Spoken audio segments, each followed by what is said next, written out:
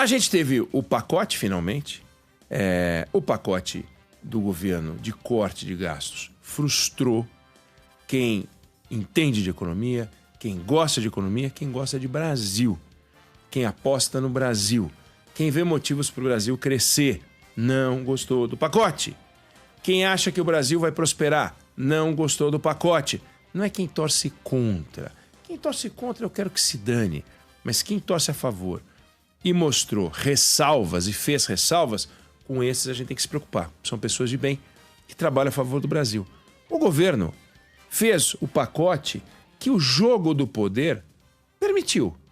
Um pacote fraco, um pacote meia boca, que deixou todos os grandes pontos pela metade.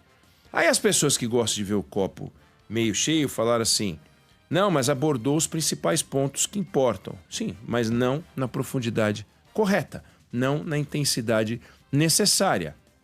Os números não sairão do tamanho que deveriam sair. Tem certo e tem errado? Não. Mas tem bem feito e mal feito. Esse pacote foi mal feito. Esse pacote é resultado de um... Sabe aquele animal, o gato, que você quer que tome banho, mas não gosta de tomar banho, não quer entrar na água, tem que ir, não vai tomar... É o governo do PT. É o governo Lula. É o governo Lula 3. O governo Lula 1, ele não tinha muita intimidade com o poder e achava que a melhor maneira de entrar era fazendo aquilo que o governo anterior fazia. Então ele agiu ao modo do governo Fernando Henrique. Colocou o ministro da Fazenda com força e sensato, colocou um presidente do Banco Central sensato e as coisas andaram. E não atrapalhou.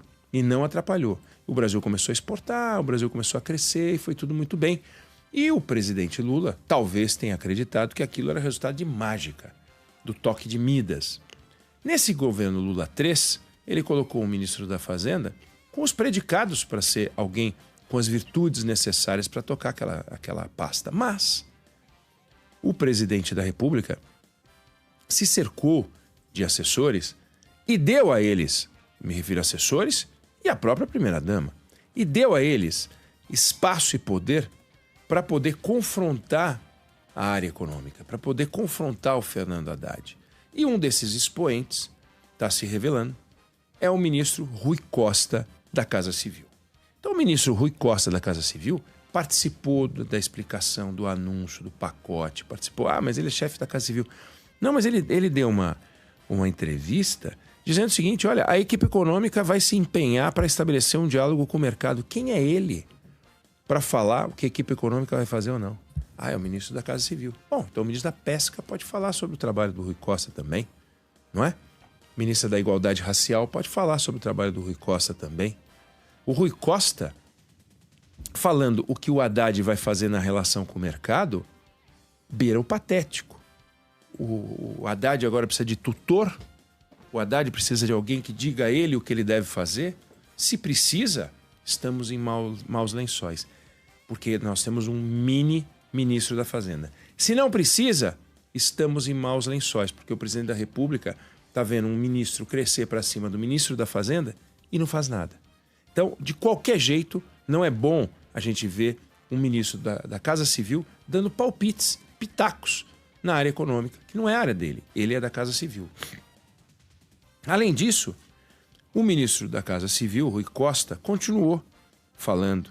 E ele pegou e resolveu criticar de novo o presidente do Banco Central que está saindo, não é da área dele, e falou uma frase que eu vou te falar, é esquisito, é pequeno, é um negócio desnecessário. A gente tem, né, a frase separada, olha só o que disse o ministro da Casa Civil, Rui Costa, que tem um cargo estratégico.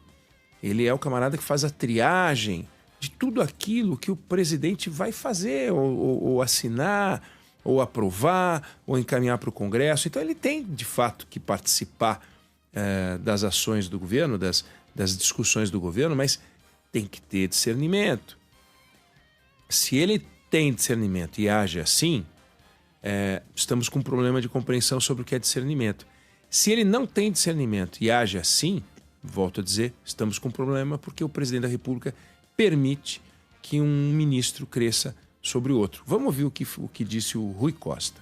Acho que superada, nós estamos em contagem regressiva, acho, para ter não um Banco Central que seja um olhar para o executivo, um Banco Central que tem um olhar para o Brasil, dirigido por quem mora no Brasil e não mora em Miami, para quem tem sua família residindo no Brasil, para quem tem esperança em seu futuro pessoal, profissional, vinculado ao Brasil e não ao exterior. Então, é muito mais producente quando você tem pessoas cuidando do país que vai morar nele, não pessoas que estão já morando em outro país e prejudicando o seu país de origem.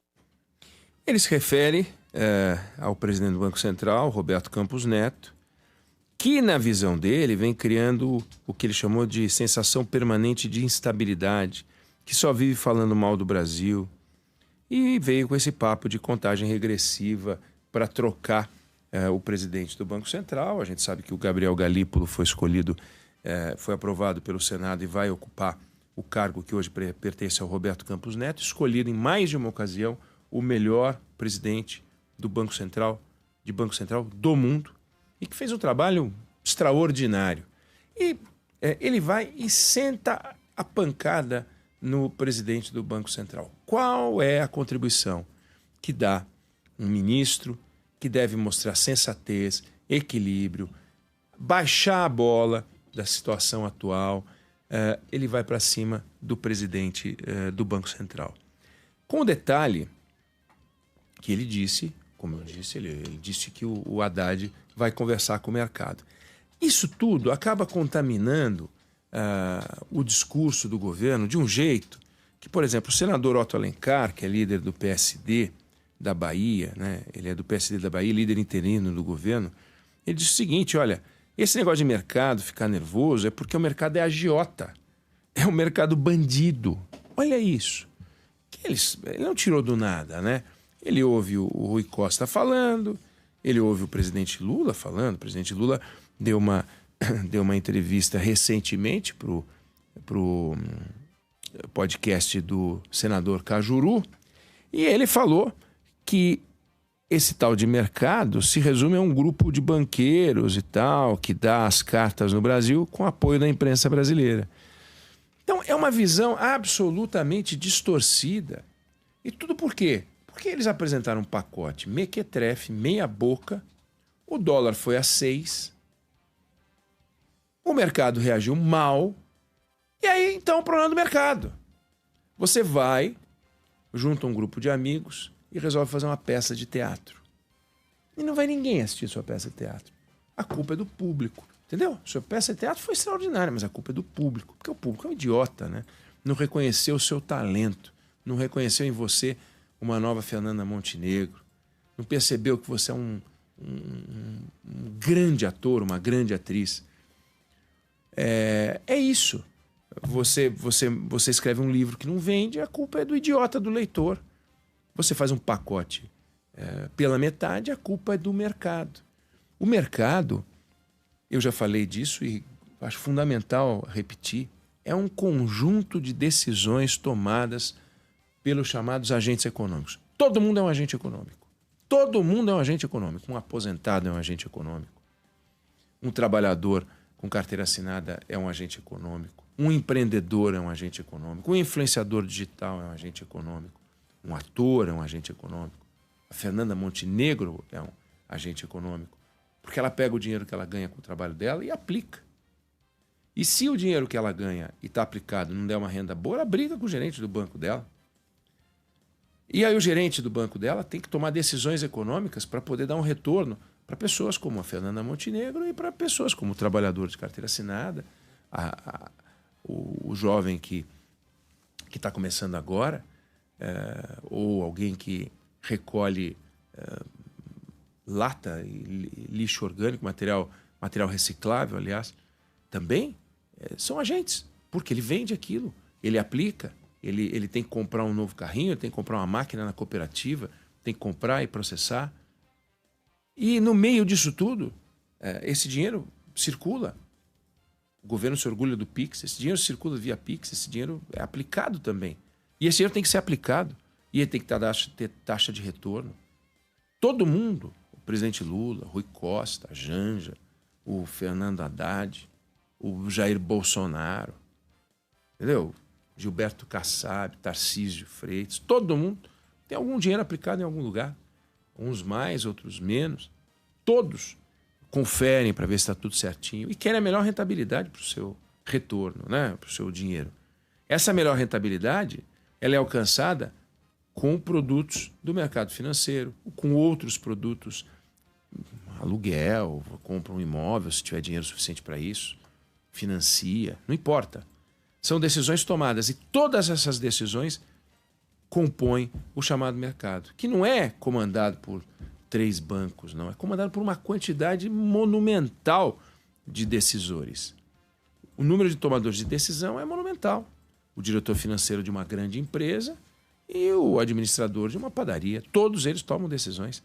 Aí eles olham esse pacote e falam, vem cá, e aí, hein? O dólar sobe. E quando o Brasil, por exemplo, o Brasil é um país promissor.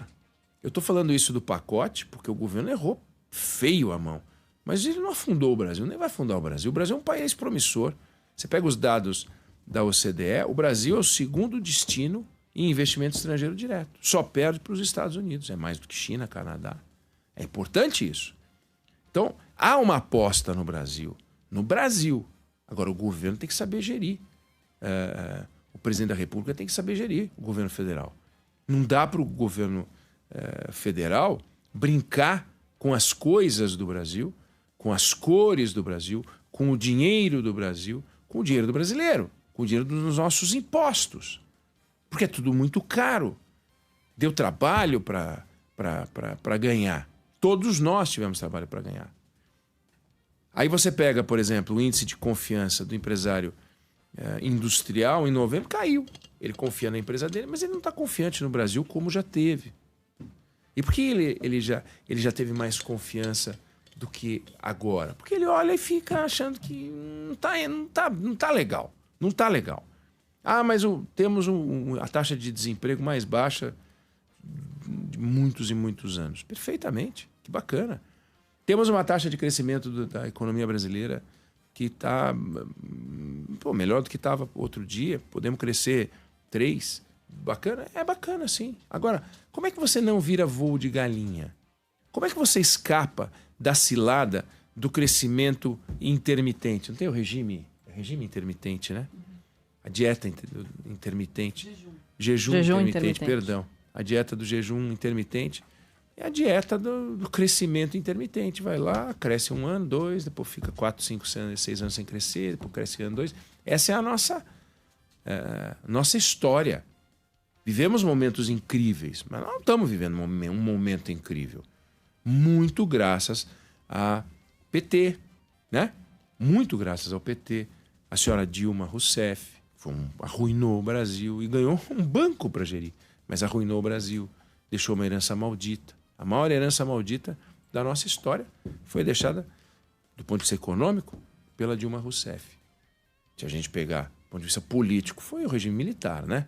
Evidente, uma tragédia. Mas se pegar o que fez a senhora Dilma Rousseff, é uma tragédia. Então, por que esse ódio ao mercado e por que o governo não pega e diz, escuta, agora eu vou fazer alguns movimentos para tentar entender, tomar o pulso e fazer esse pacote ser recebido como a resposta necessária para o Brasil mudar de patamar, que não vai acontecer. Com esse pacote, não vai acontecer. Claro, o Congresso pode mudar, o governo pode adicionar coisas, sempre dá, porque é um pacote. Nada é de implementação imediata, tem projetos de lei, tem emendas constitucionais, leis complementares, é tudo muito complicado. Então a gente vai acompanhar essas votações, nós vamos ver como é que o Congresso vai fatiar isso, como é que o Congresso vai aproveitar isso, e a gente vai continuar falando sobre isso. Juliana Rosa deve conversar com a gente ainda daqui a pouco, para a gente poder aprofundar isso um pouco. Eu não sei se você concorda, se você discorda do que eu disse, mas essa é a opinião que eu tenho sobre esse assunto.